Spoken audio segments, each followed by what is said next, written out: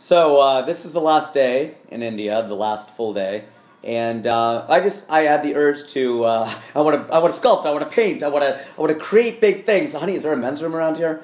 What movie? Anyway, I'm just gonna say whatever comes to my mind because I always do that in these. Actually, for most of these videos in India, I had a plan. They're schemers. I just do things. What's that movie? I'm sitting here, sitting at the railway station. I have a ticket for my destination. Okay, I'm going to stop quoting pop culture for a second and try to be real. I think it's a defense mechanism this time because I decided just to whip it out and record some thoughts. Actually, I'm going to be dropping a blog post. Of course, I am at the end of this trip. And where am I? I'm at a hotel. Well, at a business. Whatever. It's too long to go into, and I'm not at liberty to say. How about that? This guy knows what I'm talking about. And I hope I haven't lost everybody's probably lost interest. Nobody knows what I'm talking about. It's the end of the India trip, and for all of the videos, for most of them so far, I had like a plan. I was going to show like a slice of life of India, and I'm glad I captured them in video and tweets, and I want to make an online scrapbook, because that wouldn't be gay. I guess a real scrapbook would be gay. Maybe an online, is that a little bit more to make a online scrapbook? Maybe my assistant can do it. Legit. So, but I feel like I've captured this trip pretty well with videos and blog posts and tweets and what the good Lord has bestowed upon us in terms of digital media. I don't know why I just said it that way. And I'm in Bombay. This is where the trip began. I came out here the 28th of December, 29th of December, and today is the 21st of January. And I hop on a flight, midnight train to Georgia. It's really a 3 a.m. flight to Paris. I'd say N-words in Paris, but you can't, there's no way of... I actually did that. Actually, in the last video I posted, I think I've sampled that song. So I said I was going to stop sampling pop culture, but call me the Beastie Boys. If I were a hip-hop group, that's what I would be. I'd be the Beastie Boys, just FYI, if anyone cares about that. Definitely emotional. Definitely emotional today. It's a weird... It's not a sexual day. Gervais. I'm excited to go back to the States. At the same time, it's the first day that I'm not spending with Uzzer and Hurry, and that's sad. I left them, like so many women in this path. I left them in a hotel room in New Delhi, in Gurgaon. I don't know how to say that, and I left early this morning, caught a flight back, had meetings, and Hari goes to Hyderabad, Azhar comes back to Bombay tomorrow, and then he goes to Bangladesh, and we had an amazing time, the three of us. Like, I wasn't sure how it was going to go. We figured it'd be fun, but it exceeded all expectations. I mean... We did 8 cities. We added New Delhi on at the end. It wasn't part of Make China at War. The State Department sent us over here. I guess I should have said that first, but if you've been following these videos, then you know that. It's a smaller story, but I'm sure you've been following it. Fletch, anyone. So, we did 8 cities, and all but one show was sold out. Actually, the one, well, they were free tickets, so it wasn't sold out, but it was packed. It was packed out. But that's no small accomplishment. Having said that, the one that was not sold out was Durgapur. It's a fun one to say. That one I think I'm saying right. And that was 3 hours outside of Kolkata, which is really the middle of nowhere. But I'm from the middle of nowhere. I'm from Fairfield, Ohio, and I relate to those small towns. And we still had 800 in the theater. I think it held 1,200. We had 800, which was still pretty legit. But all the other shows were SRO, son. They were standing room only. And the shows went amazingly well. We got great press. We did TV interviews. We were in the Wall Street Journal, and we're in BBC, and on BBC, I guess, and NPR, which was amazing. And my dad came with us, and that was a video that we didn't get to record. It was sad because I was talking to Uzra and Hari about how it was, when I travel alone, I'm an adult. I don't know if you read I'm Okay, You're Okay by Thomas Harris, but, you know, he's got the adult, the parent, and the child, and I don't know if they mirror the ego and the superego or the id or whatever it is, but I'm definitely an adult when I travel by myself, but because I had a parent with me, I was a child. And I have some anger issues, so, but they manifest themselves in funny ways, because if I were a normal-sized human being, I would have a temper. But since I'm fun-size, I throw tantrums, is what I do. They're tantrums.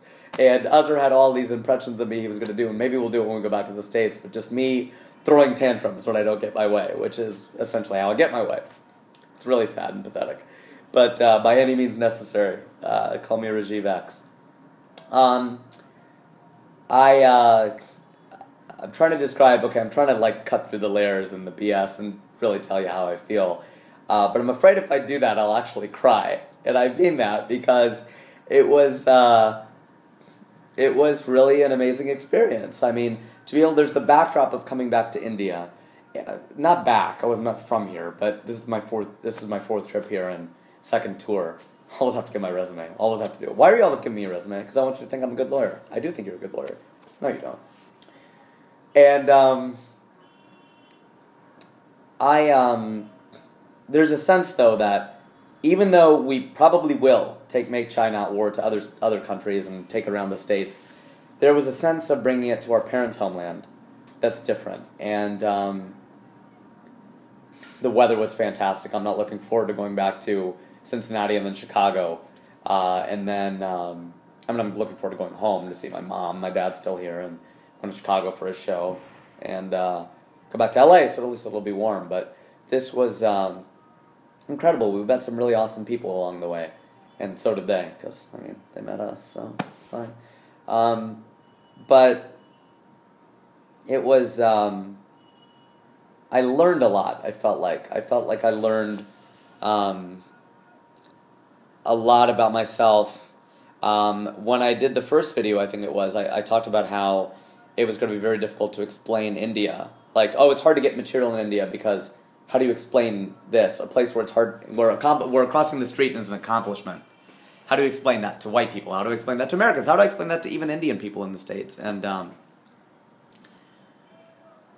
Arun Yoga, he's one of my friends. He's actually an astrologist who texts and meets me at Starbucks. That's modern day, and uses Facebook. That's modern day astrology for you. Astrologist, astrologer, I don't know. There's a difference. It's like psychiatrist, psychologist. He said you need to look through the lens of an Indian, not through the lens of an American. And I felt like I started to get there. You know, it's like any journey.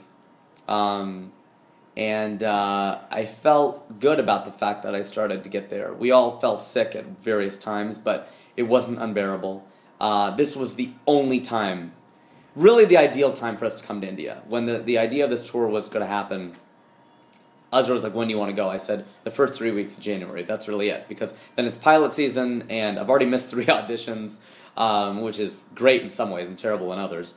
And then it's, we get into the summer, it's too hot to come here. The fall is my busy season.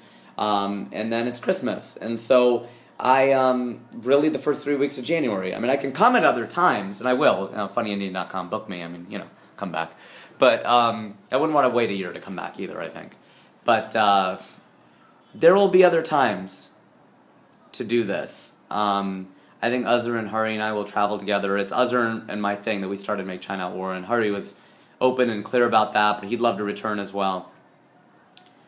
But it'll never be exactly the same. I had my 9th grade's earth science teacher, Mr. Kennard, would say that. He would make a point of saying, we will never all be assembled in this room again. This group of people will never be together again. We may be together with other people. Graduation, we all may be there. There may be groups of people that are together, but we will never all be in the same room at the same time ever again. And I always appreciated that sort of nostalgia, that sort of take a moment, because I have such a fast rhythm, and I had to learn to slow down when I performed here, kind of like in Alabama. And I learned to. I was working on that in 2011 as well, on stand-up. 2 things that I felt like I accomplished, where I slowed down, and I I did sets. I didn't have to necessarily like talk to the crowd or cut up or, I love doing that. That's me. But, and you can see from all the asides that I do, that's my voice, that's how I talk. But there's something about being able to get a TV set down where you just do your jokes and you could see the writing. And I felt like when I did Gotham in New York in December, I could see the writing, and I felt like the crowd could too, but I don't think that was a bad thing. Usually that's a bad thing. Like, well, we saw the script, it didn't feel totally real. I felt like it was one of those weekends where you could see the words, but you learned the words. You could see the words, but you could also appreciate the brilliance of the man who sang them. So,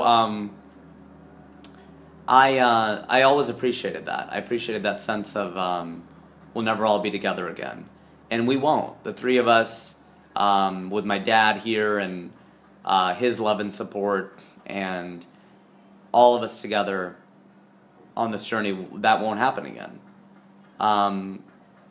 So it's like the end of summer camp, or, I used to go to these things at Wright State University in 7th and 8th grade, or Hobie, or all these like leadership, because I'm such a dork, like all these leadership things, or the end of orientation. Well, orientation week doesn't count because then you had college. And I always said that LA felt like it was summer camp in different seasons, or college was summer camp in different seasons, and LA sort of feels like it's summer camp year round. But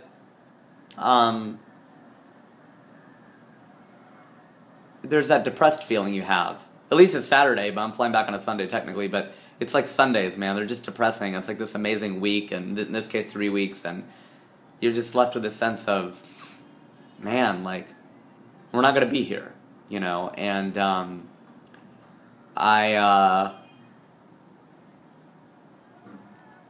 I'm just glad that it's the beginning of the year, and there's a lot to look forward to, and we've only just begun. And we joked about it. We're like, it kind of felt like that Breakfast Club conversation where, and by the way, I'm going to do a lot different things with my act. I felt like this was kind of the end of my year, where I was like, Uzzer and I were talking about how, okay, you're funny. 10 years of stand-up, you're funny. Now you got to say something. And that's what I've been wanting to do with my one-person show, and I've been writing a lot. I wrote a lot on this trip as well, and I feel like I want to say something more. And my friend Eric Thorland has actually been really encouraging me to, come on, dude, say something. And Uzzer and Monrock and all these folks are just like, talk like you talk in real life, movie quotes, and no matter how distracting it is. And I feel like I'm going to do that when I get back, and I'm excited to do those things. And we talked about how we'll run into each other. This is the Breakfast Club part, where we'll run into each other, and Uzzer and I will we'll see Hari in New York, and at like some cool alt room and all that, and he'll diss us. He'll totally diss us. He'll act like this trip didn't even happen. It'll be like the Breakfast Club on that Saturday, or if you saw me, would you talk to me in the hallway? No, I wouldn't. I mean, he's not going to talk to us. But hopefully he does. And I felt like Uzzer and I were already really close. We're practically brothers. We became closer. And we really embody what it means to be make China at war. I mean, a Hindu-Muslim getting along like we do. And then making a real true friend out of Hari Kondabolu, a guy who's going to be a superstar, was amazing. And I just want to thank the State Department, the embassy, all the people who supported us, watching these videos. I went from tens of views to hundreds, and that meant something. The fact that people watch these videos means something. I mean, I do them for myself, but it means something when people watch them or leave comments or like them even. And I can't thank everyone enough for all the support that I've had, and the ability to just do this. Not everybody is granted that ability. I talked a lot about in the interviews how everything up to this point was our parents' accomplishment. They went to the United States, they gave us great opportunities, and we got great jobs, and they gave us great education. We didn't have to work, we just had to study, and like, oh, became doctors, amazing. It's not amazing. That's your parents' accomplishment. Now I've done this. This India trip is my accomplishment. I did this. I got off the track and I did this. And I couldn't have done it without my parents, without my family, without my friends. And I never know how to end these. I'm not going to cry. I'm not going to cry. That's how I know I'm not going to end it. So, all the best. Be super. Give us a $5 for go. Ready for next comedy? I have all these inside jokes written down. It's crazy. No one's going to get these. All right. Peace.